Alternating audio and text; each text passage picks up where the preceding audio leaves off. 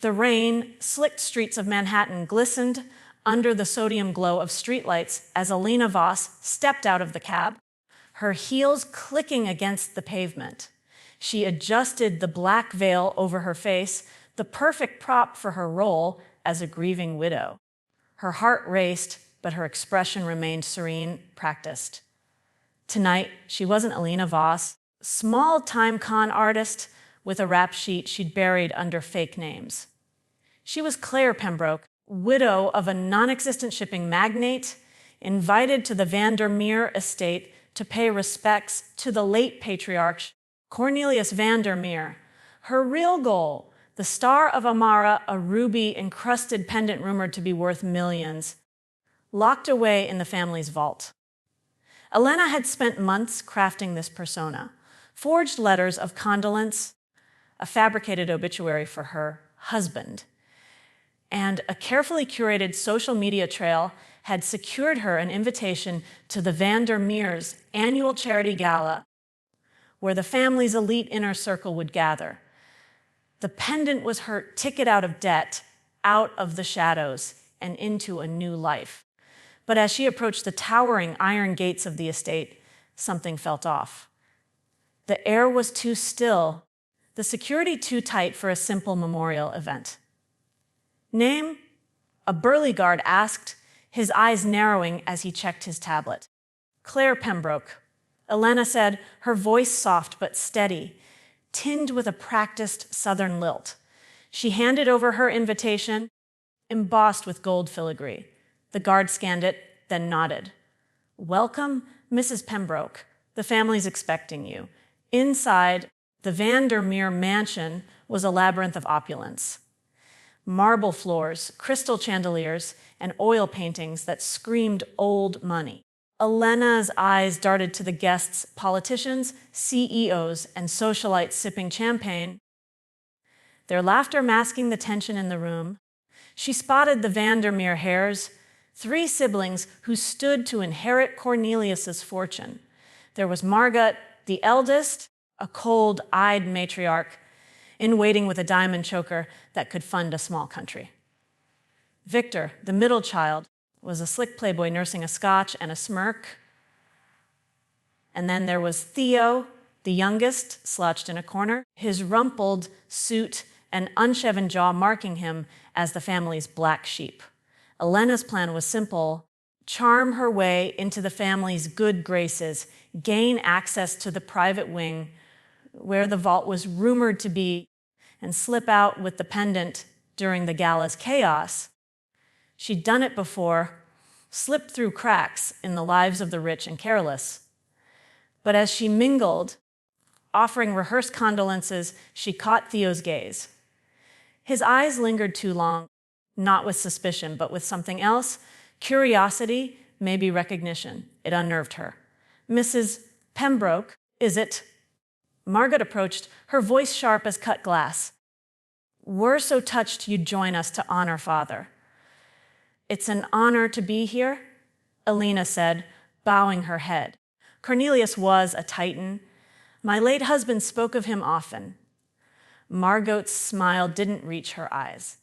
How tragic your loss, so sudden. Elena nodded, dabbing at her eyes under the veil. A boating accident. I'm still adjusting. Victor sauntered over, his grin predatory. Well, Claire, you've come to the right place. We Vandermeers know how to take care of our guests. His hand brushed her arm, lingering a beat too long. Theo, still in the corner, rolled his eyes and muttered something into his drink. Elena filed it away. Victor was a flirt. Margot was a gatekeeper. And Theo was an outsider. She'd need to navigate them carefully. The gala unfolded with speeches and toasts to Cornelius, whose portrait loomed over the ballroom. Elena played her part, weaving stories of her fictional husband's admiration for the Vandermeer Empire. But as the night wore on, she noticed gaps in the narrative. No one mentioned how Cornelius died, just vague references to sudden passing. The family's grief felt performative, their smiles too tight. when she overheard a guest whisper about the accident and questions left unanswered, her instincts prickled. This wasn't just a memorial. Something was being buried deeper than Cornelius. She excused herself to freshen up, slipping into a hallway lined with family portraits.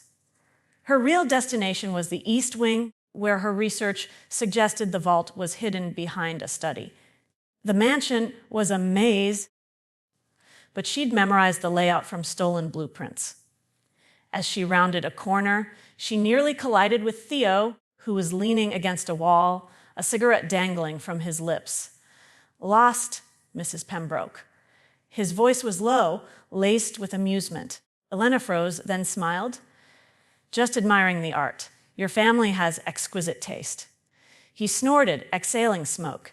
"Yeah, exquisite at hiding things. You don't strike me as the grieving widow type." Her pulse quickened, but she kept her tone light. "And you don't strike me as the gala type. Why are you here, Theo?" He studied her, his eyes sharp despite the haze of alcohol. "Maybe I'm looking for answers, like why my father's death doesn't add up." Elena's stomach twisted. "What do you mean?" Theo stepped closer, his voice dropping to a whisper. "They say it was a heart attack, but I saw the autopsy report before Margot buried it. Bruising on his neck, defensive wounds. Someone killed him, and my family's acting like it never happened." Her mind raced. A murder. This changed everything. The pendant was still her goal, but a killer in the family meant danger she hadn't planned for. "That's awful," she said, feigning shock. "Have you told anyone?" Theo laughed bitterly.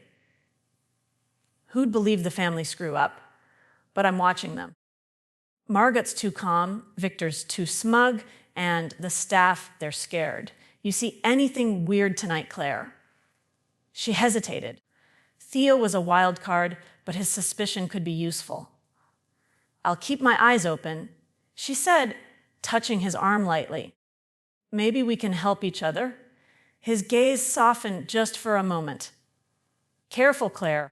This family eats its own." She slipped away, her heart pounding.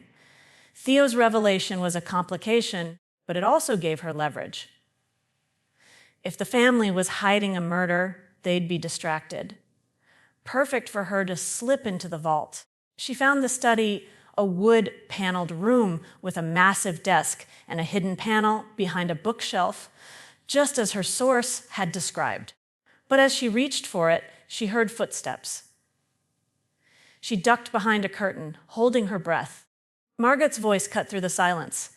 "You're sure the report is gone?" A man's voice, Victor's, replied, shredded.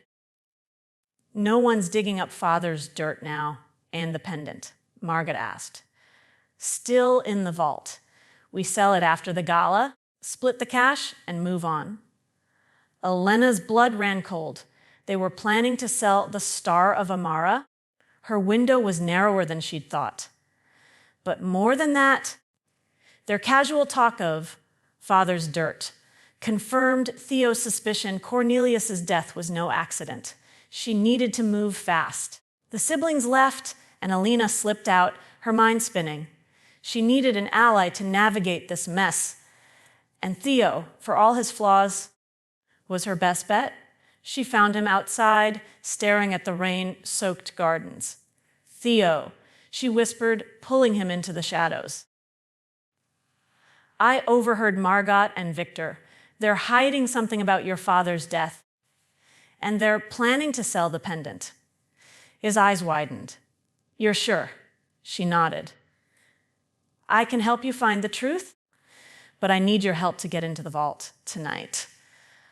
Theo studied her, suspicion flickering. "Why do you care about the vault?" She hesitated, then leaned in, lowering her voice. "I'm not who I say I am. My name's not Claire. I'm here for the pendant, but I'm not your enemy. We both want answers." To her surprise, he didn't flinch. "Knew you weren't a widow. Fine, I'll get you to the vault. But if you're lying, I'll bury you myself. They formed an uneasy alliance, slipping back into the gala to blend in. Theo distracted the security team with a drunken outburst, giving Elena time to pick the study's lock. Inside, she found the vault, a biometric safe requiring a fingerprint. Theo joined her, his hands shaking as he pressed his thumb to the scanner. The safe clicked open, revealing the Star of Amara, its ruby glowing like a drop of blood. But before she could grab it, the door slammed open. Victor stood there, a gun in his hand. Well, the widow and the loser, stealing from us. Elena's heart sank. Theo stepped forward, his voice steady. Put the gun down. Vic, we know you killed Dad. Victor laughed, cold and sharp. You're still on that? Dad was a liability. He was going to cut us out of the will. I did what I had to. Elena's mind raced. She needed to keep Victor talking, and the pendant. You're selling it to cover your tracks. Victor's grin widened. Smart girl. Too bad you're both in my way. Before he could fire, Theo lunged, tackling him. The gun skidded across the floor. Elena grabbed it, her hands trembling. Don't move, Victor. But then Margot appeared, her face pale. What's going on? Theo spun, his voice raw. He killed Margot. Admit it, you knew. Margot's composure cracked. I suspected, but I didn't want to believe it. Bullshit, Theo snapped. You're in on it. Elena saw her chance. She grabbed the pendant, slipping it into her pocket. We're calling the police. This ends now. Victor laughed, even as Theo pinned him. You think you've won. There's someone else pulling the strings. You're all pawns. A chill ran down Elena's spine. Before she could process his words, the lights went out. A scream echoed from the ballroom, followed by gunshots. Chaos erupted. Elena and Theo dragged Victor into the hall, where guests were fleeing. In the confusion, Elena spotted a figure in a black mask slipping through a side door, a tattoo of a serpent coiled around their arm. Who the hell was that? Theo muttered. Elena's stomach dropped. Victor's words echoed someone else pulling the strings. The tattoo matched one she'd seen in her research. A hitman known only as Viper, hired by the elite to clean up messes. The Vandermeers hadn't just killed Cornelius. They'd hired a professional to tie up loose ends. We need to get out, Elena said, grabbing Theo's arm. Now? They fled through the mansion, dodging panicked guests. Outside, the rain was relentless. Elena's mind raced. She had the pendant, but Viper was still out there, and Victor's confession wasn't enough to clear the board. Theo, panting beside her, looked betrayed. Use me. I didn't, she said, gripping the pendant. I'm giving you the truth. Victor's your killer, but there's someone bigger behind this. We need to find Viper. Theo's jaw tightened. Why should I trust you? Because I'm all you've got. They hid in a boathouse by the estate's lake, the pendant heavy in Elena's pocket. She could run now, disappear with her prize. But Theo's words about his father's murder gnawed at her. For once, she wasn't just a thief. She was part of something bigger. All right, she said, pulling out her burner phone. I know someone who can trace Viper, but you need to decide, do you want justice or do you want to stay the family screw up? Theo's eyes burned. I want the bastard who killed my dad. They worked through the night, Elena's contacts digging into Viper's network. By dawn, they had a lead, a warehouse where Viper was meeting a client. Elena and Theo staked it out, the pendant still in her possession. As they watched, a figure emerged, Margot, her cool facade gone, handing a briefcase to Viper. She was in on it? Theo whispered, his voice breaking. My own sister. Elena grabbed his hand. We'll end this together. They confronted Margot and Viper in the warehouse, Elena wielding the gun she'd taken from Victor. Margot's face paled as Theo laid out the evidence. Victor's confession, the autopsy report, and now her meeting with Viper. You hired him to clean up after Victor botched the job, Theo said. You let Dad die. Margot's eyes darted to Viper, who remained silent, his tattoo glinting under the warehouse lights. You don't understand, she said. Dad was going to ruin us. The empire was crumbling. Elena stepped forward, the pendant in her hand. This ends now. The police are on their way. A Viper moved, swift as a snake, but Elena was faster. She fired, clipping his shoulder. He staggered, and Theo tackled him, securing him with a length of rope. Margot tried to run, but Elena blocked her. Not this time. The police arrived, alerted by Elena's contact. Margot and Viper were arrested, and Victor's confession sealed their fate. The pendant was confiscated as evidence, but Elena didn't care. For the first time, she'd done something that wasn't just for herself. Theo turned to her as the sun rose over the warehouse. You could have run with it. Why didn't you? She smiled, a real one this time. Maybe I'm tired of running. They parted ways, Theo to rebuild his life, Elena to slip back into the shadows. But as she walked away, the weight of the con lifted, just a little. She'd played the game, but for once, she'd played it for the right reasons.